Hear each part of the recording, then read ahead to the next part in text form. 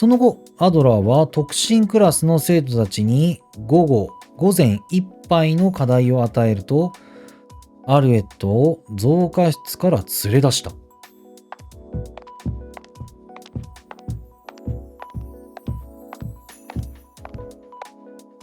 あ、これだ。学び方はここだ。案内されたのは座学室だ。昨日ここを紹介してくれたキャナリーは資料が驚くほどによくできていると期待を煽った。早速その実態を味わえそうだとアルエットは胸を高鳴らせる。これが学習装置、インキュナブラです。例の巨大装置を指さしてアドラーは聞き慣れない言葉を口にした。インキュナ。あれこれ説明するよりも体験した方が早いでしょう。アドラーは近くの棚を開けた。光沢のある布張りの段に半ば埋まる形で大ぶりの奇跡のようなものが並んでいる。それがただの奇跡でないことは形状や色合いから伺い知れた。形は縦長の楕円に近いが、ところどころに乱雑な面が発生していて、正確には多面体に属するのだろう。この面は木を削ったように武骨で、宝石の点仮名カットとは明らかに異なる。色は赤、青、緑、紫と様々にあったが、総じて内からにじみ出す色彩が表層の乳白色をほんのりと染めたような印象だった。これは学習のための情報を記録したカプセル、シマンです。今からあなたには、この中に蓄えられた情報を閲覧してもらいます。はい。シマン？アルエットはその不思議な響きを胸の内で繰り返す。同時に自ら胸の内を探ってどの程度の岩が発生しているのかを確かめた。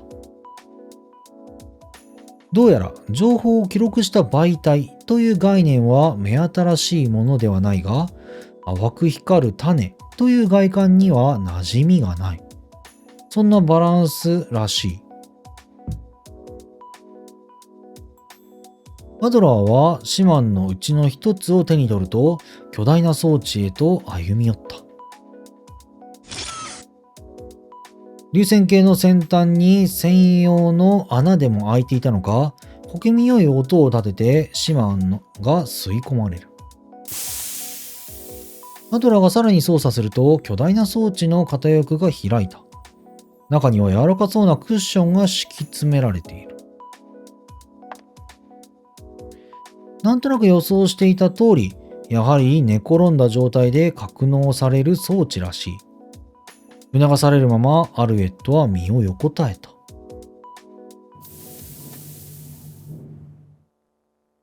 扉が閉じると光は完璧に遮断され、自分の手すら見えない闇が訪れる。しかしそれもつかの間。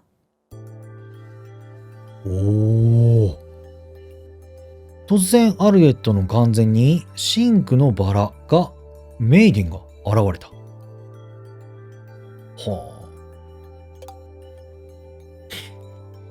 瞬きのためにまぶたを閉じたその一瞬のうちに突きつけられていたのだ。単なる映像というにはあまりにも写実的で奥行きのある光景だった。すべての色彩が鮮やかで植物特有の凛々しい存在感がある。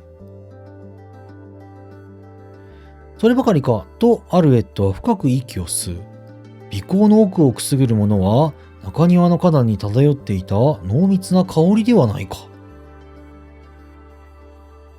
思わず手を伸ばすと指先にしっとりとした花弁の感触が伝わってきた。さっきまで闇しかなかったこの空間に今は一輪のバラがはっきりとあるのだ。最初は増加術で具現化されたものなのかと思っていたが、やがてそれは誤りであると気づいた。アルエットが望むとバラは様々な角度に回転し、惜しげもなく顔の裏の貨幣や額を見せてくれる。全体が見たいと思えば遠ざかり、花の細部が見たいと願えば視界いっぱいまで接近する。意識するだけで望みのままの観察ができるのだ。さらにバラが出現した横の空間に半透明の映像が浮かんでいることに気づいた。手をかざすと感触こそないものの疑似的な接触を判定しているらしく文字が反応する。どうやらそちらから機能にアクセスできるようだ。ハルエットは実体のないコンソールをいじり、しばらく把握に勤しんだ。一輪表示と一株表示の切り替え、画面や葉などのパーツごとの観察。どうやらこのシマンに入っているのはバラに関する総合的なデータベースらしく、メイデンだけではなく他の品種も収録されているようだ。中でも興味深かったのは成長を種から見届ける機能だった。発芽、つぼみ、開花、そして実の中に種ができるまでの一巡りを時間を自由に操りながら観察できるのだ。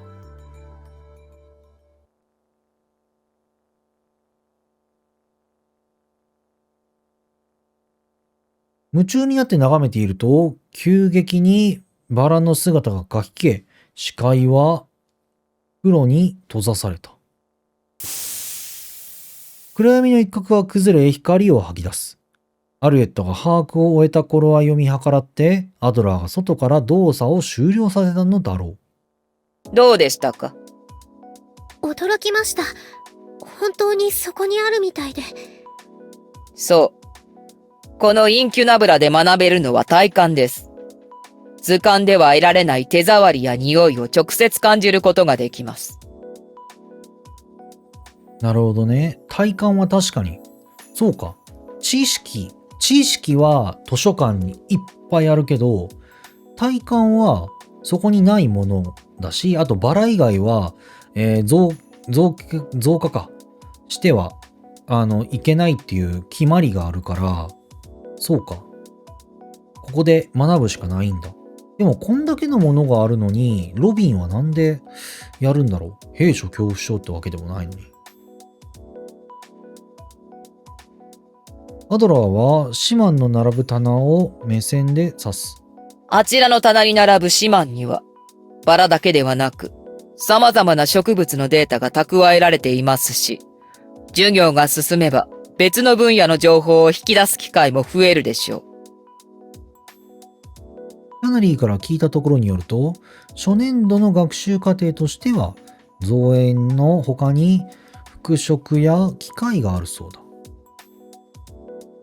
造園の場合は、花の形骸、匂い、手触り、その生と死までを見届けることになった。服飾なら布地の感触や宝石の輝き。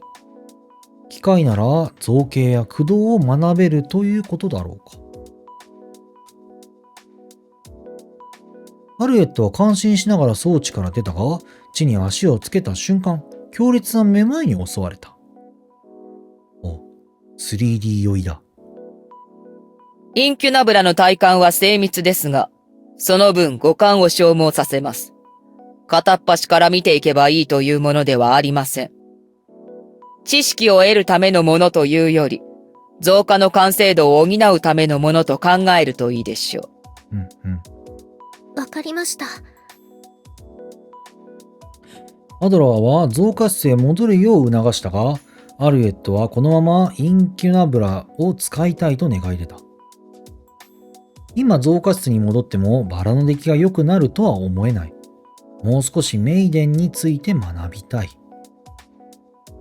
その希望は聞き届けられ、アルエットは午前の授業いっぱい座学室に一人残されることになった。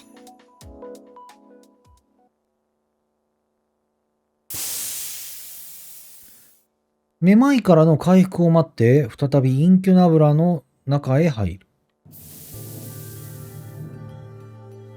宣告はインキュナブラへの好奇心が全てを上回ったが、一通りの把握を終えた今、アルエットの中にはバラそのものへの興味が湧いていた。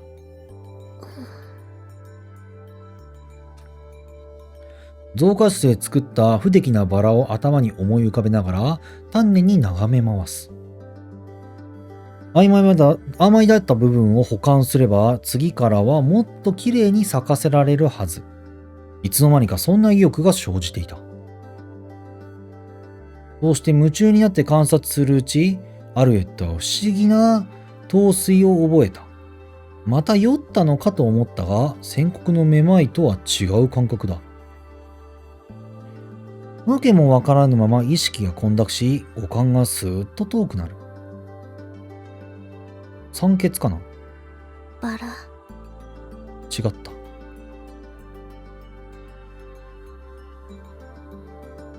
焦点の合わない視界の中で、バラの真紅ばかりがくっきりと鮮やかだった。バラは、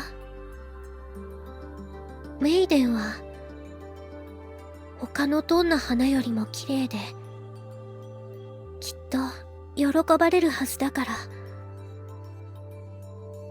その少年はアルエット自身も知らない意識の影からふつふつと泡立つようにして現れた。脈略のない思いにもかかわらず違和感はない。それどころかやっと取り戻したような気さえした。失われた過去のどこかで抱いた気概が、間違えた。失われた過去のどこかで抱いた考えが、前後の状況を伴わぬままに、ふと引きずり出されたような。どうしてだっけ？どうして私は。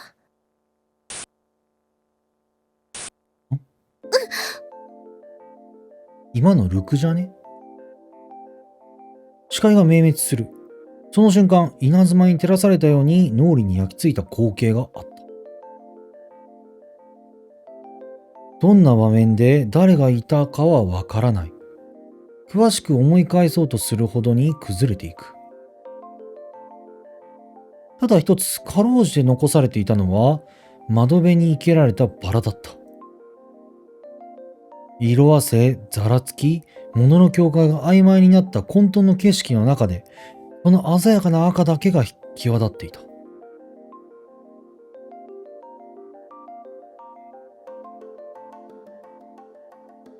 ああ、あれは、私が作ったものだ。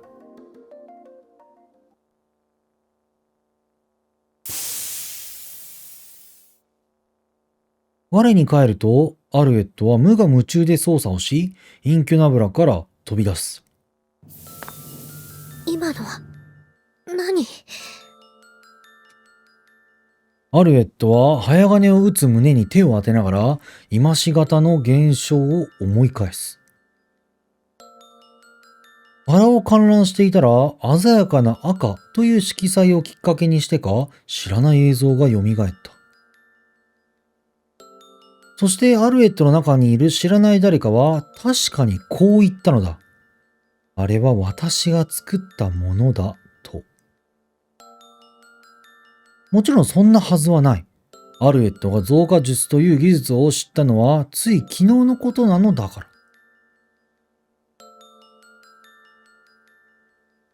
ただ、現象としては不気味だが、なぜか、変なものという気はしない。なんだろうこれ。思い出せそうで思い出せない。わかりそうでわからない。もどかしさがあるばかりだ。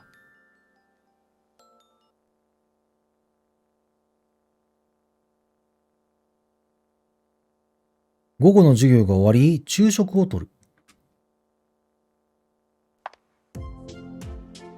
食堂を出てうんと伸びをした頃にはインキュナブラでの体験の衝撃はかなり薄れていた。観覧時の酔い、記憶喪失者特有の混乱、睡眠不足由来の誤認識、そういったものが複合して錯覚を生み出したのだろう。特に意識するまでもなくそんな風に片付けた。それよりもアルエットにとっては午後の自習時間をどう過ごすかの方が大事なことだった。少し迷ったが行き先は増加室に決めた。インキュナブラでの学習がどの程度増加に影響するのかを知りたかったからだ。アルエットは校舎の方に足を向けながら自らの心が浮き立っていることに気づいた。どうやら思っていたよりもずっと増加術というものに惹かれているらしい。そんな自覚を引き連れ、足取りはいつになく軽いものになった。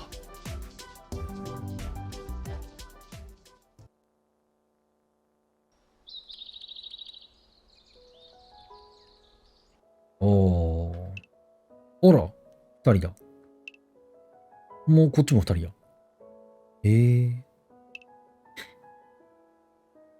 なるほどね。二日目の午後。地震の時にこうやって移動できるってことか。マコーとパボーネ。やっぱりそのマコーの不審っていうのがあるね。なるほど、なるほど。やっぱその一人だけどうしようもないっていうのが多分そこなんだろうな。旧大地に行けないっていうのが。小さな飛行装置。はあ。こんなバラの中で空飛んでもしゃあないのに飛行装置。まあ、とりあえずあれだな。一旦セーブしとこう。じゃあ、どうしよう。まあ、先こっちだろうな。増加室って言っとったからな。その後、ルクとロビンのとこ行こうか。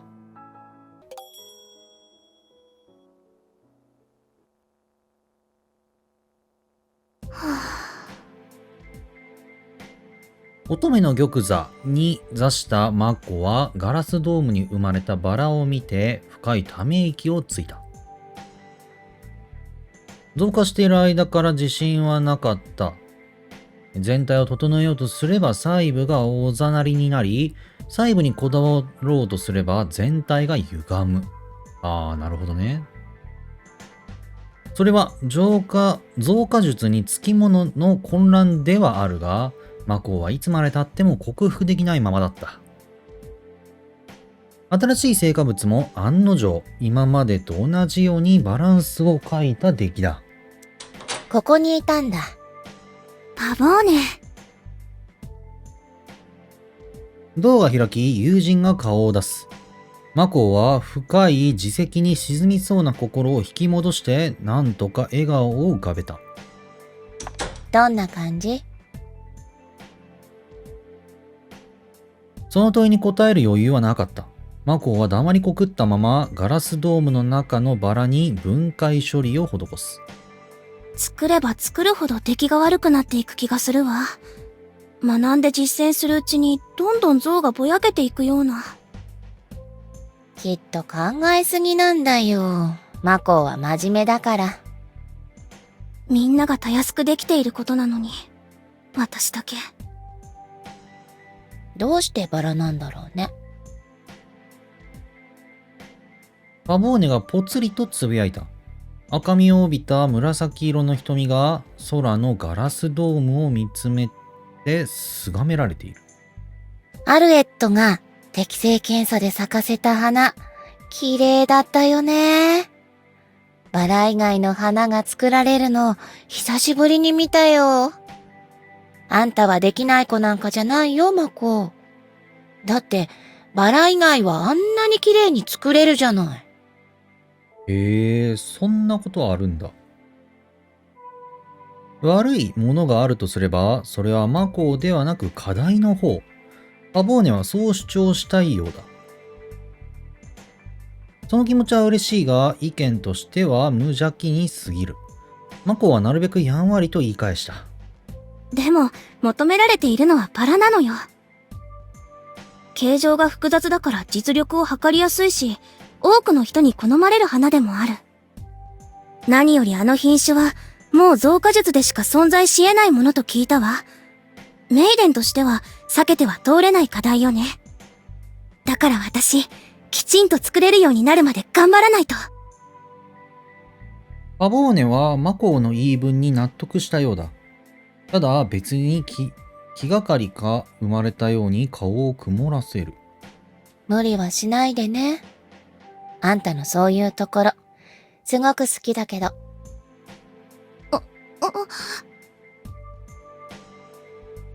直裁な言葉に胸をつかれてマコーはうつむいた。頬や耳がじわじわと熱を帯びていく。パボーネとのやりとりではまああることだった。彼女は思ったままを素直に伝えてるだけなのに、マコーの方は好きという音韻に反応して無様に好調する。パボーネの紛らわしい物言いではなく、それに過剰な意味合いを乗せて解釈してしまう自分に責があるのだろう。そこまで自覚しているからこそ、ますます身の置きどころがなくなってしまう。と、そこにドアを開ける音がして、二人は顔を上げた。パボーネはごく自然な動作で、マコーは怯える小動物のように。あら、マコーとパボーネ。邪魔してしまったかしら。っていうかあれだよな。なんだろう。アドラーなんかは何かを教える立場の先生であり、授業とか、ね、機械とか、ああいうので、ね、図書館とかで勉強するっていうことはあるんだけど、その生徒個人個人のそのいいとこだったり悪いところを分析するって人がおらんのやな。そこはもう自分でやりなさいってことなんだよな。勉強できる。だからこそ、マコーが、困っとるっていうところもあるじゃん。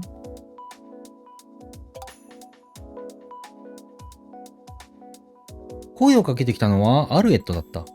遠慮がちな仕草でドアの陰から顔だけを覗かせている。いや、大丈夫。ここは誰が使ってようと、出入り自由だからね。